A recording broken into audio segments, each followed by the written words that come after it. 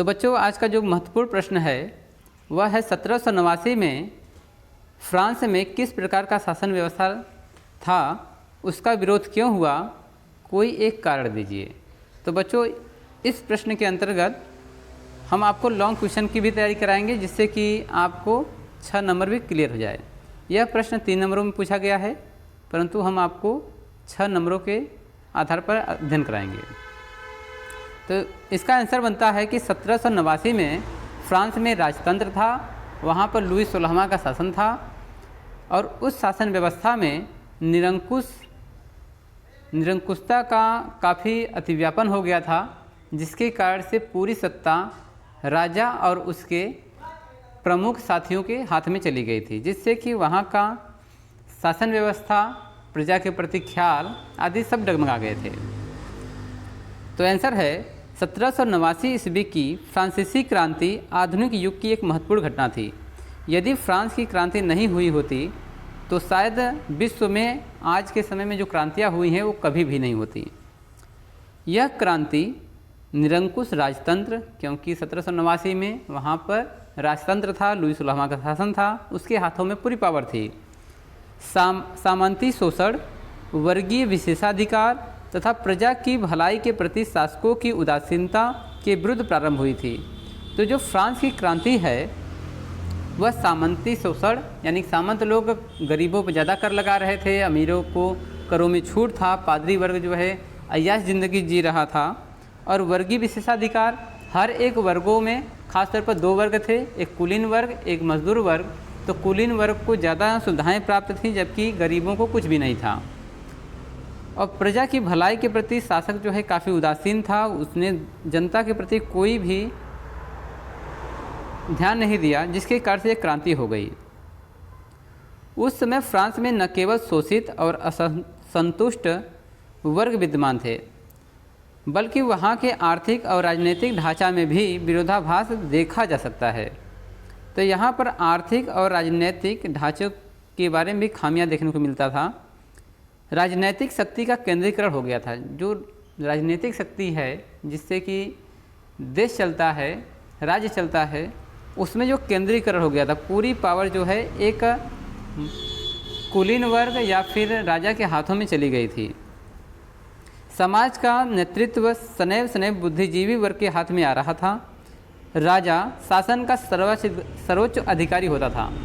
तो जब प्रजातंत्र नहीं था, वहाँ पर केवल राजतंत्र था, तो राजतंत्र में केवल जो राजा होता है उसके हाथ में ही पूरी शक्ति थी।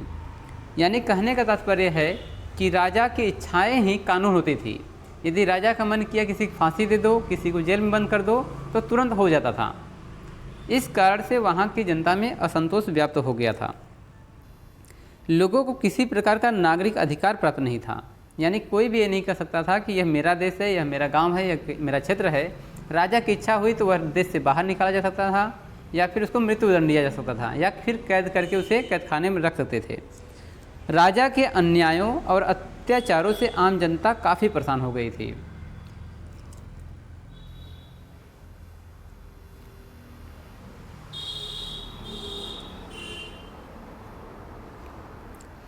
भाषण, लेखन और प्रकाशन पर कड़ा प्रतिबंध लगा हुआ था। यानी कि उस समय कोई भी व्यक्ति अपना 4 लोगों को इकट्ठा करके भाषण नहीं दे सकता था, लेखन नहीं कर सकता था, प्रकाशन पर भी बड़ा प्रतिबंध लगा हुआ था। लोगों को धार्मिक स्वतंत्रता भी नहीं दी गई थी।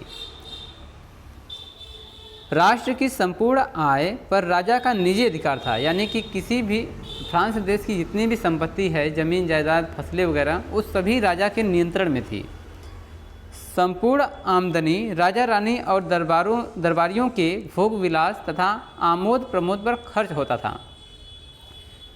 सन 1789 में सबसे महत्वपूर्ण जो घटना घटी है वह थी आर्थिक कारण। आर्थिक कारण के अंतर्गत जितने भी वहाँ पर कर वसूले जाते थे वह जनता के प्रति न लगा करके राजा रानी और उनके जो सगे संबंधी थे और उनके जो दरबारी थे, जो कुलीन वर्ग में आते थे, उन पर खर्च होता था। यानी पार्टियां खूब ज़्यादा जम के होती थी। राज्य के उच्च पदों पर राजा के कृपा पात्रों की नियुक्ति होती थी। यानी कि राज दरबार में जो ऊंचे पद पर थे, सेनाध्यक्ष होते थे या फिर जो कार्यभार सरकारी देखते थे, उन केवल राजा के कृपा पात्रों यानी कि जो राजा के सगे संबंधी थे या उनके चहेते थे उनको ही नियुक्त किया जाता था।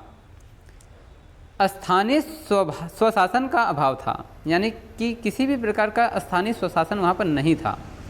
फ्रांसीसी समाज दो टुकड़े में बट कर रह गया, यानी जब फ्रांस में वहाँ पर केवल एक वर्ग ऐसा प्राप्त था जिसको सभी सुविधाएं मिल रही थी और एक वर्ग ऐसा था जिसको कोई भी सुविधाएं नहीं मिल रही थी।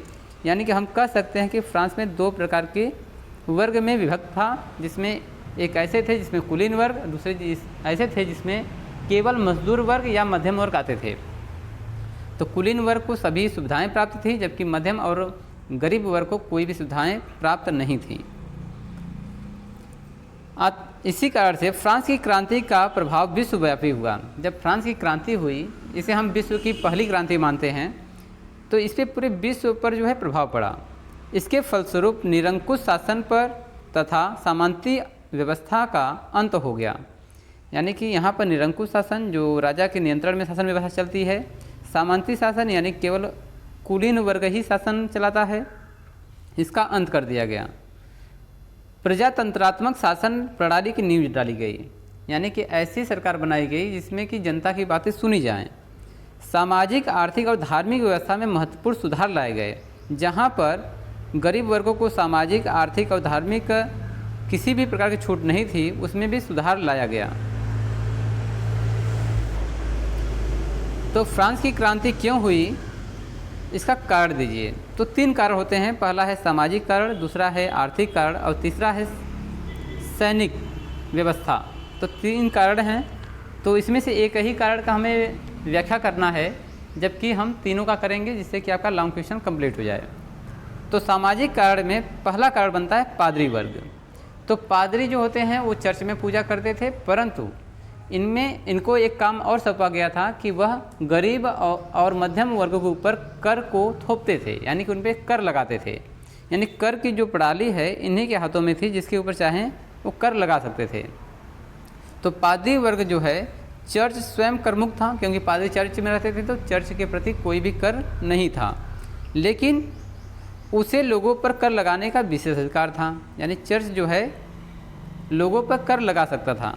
चर्च की अपार संपत्ति बड़े बड़े पादरियों की भोग विलास का जीवन बिताते थे। यानी कि जो चर्च की संपत्ति थी उस पे जो पादरी थे वो बड़े भोग विलास के साथ जीवन यापन करते थे।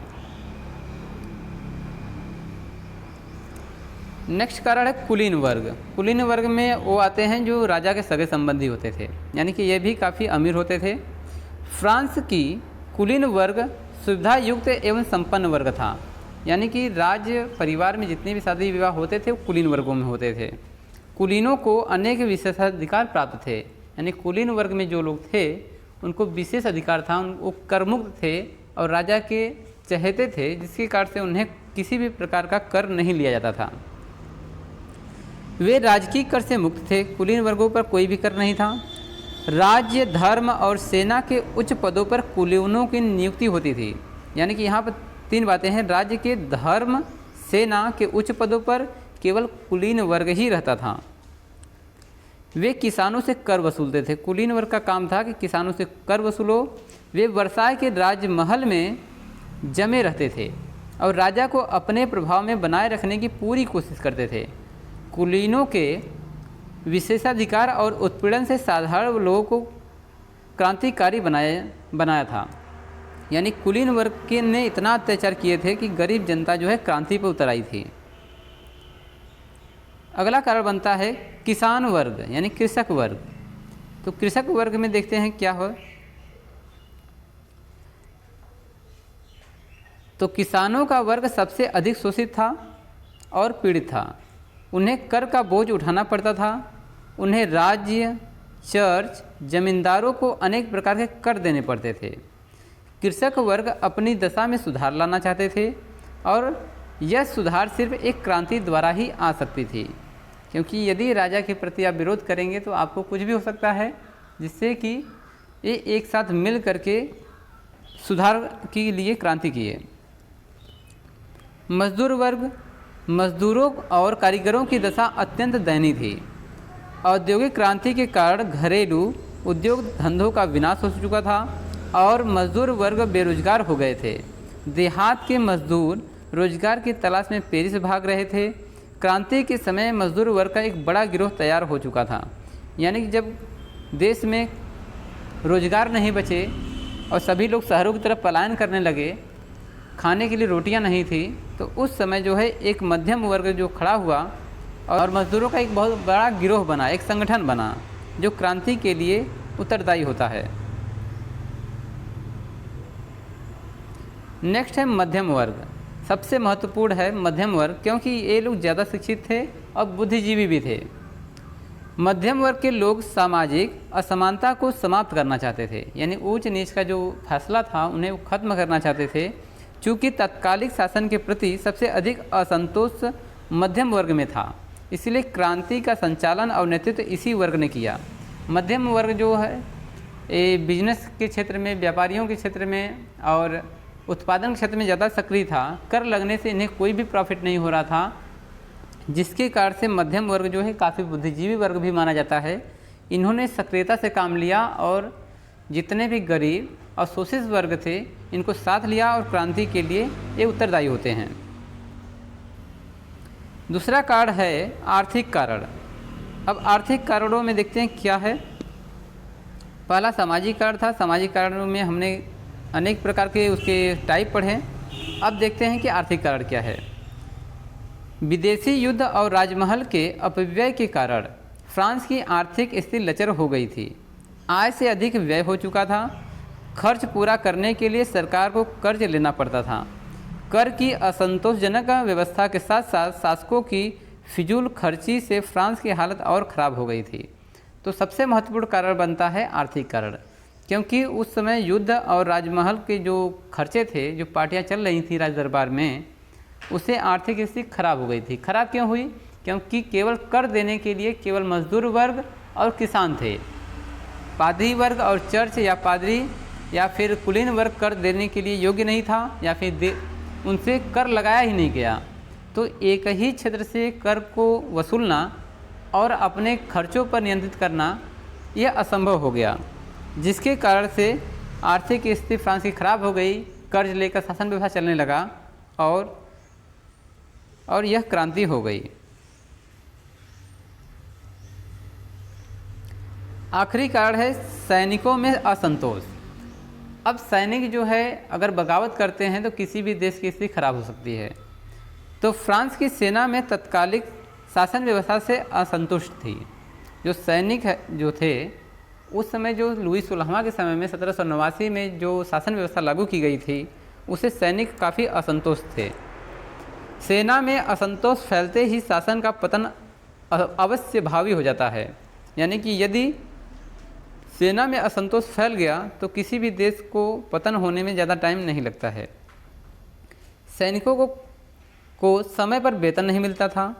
उनके खाने पीने तथा रहने की उचित व्यवस्था नहीं थी। उन्हें युद्ध के समय पुराने अस्त्र शस्त्र दिए जाते थे।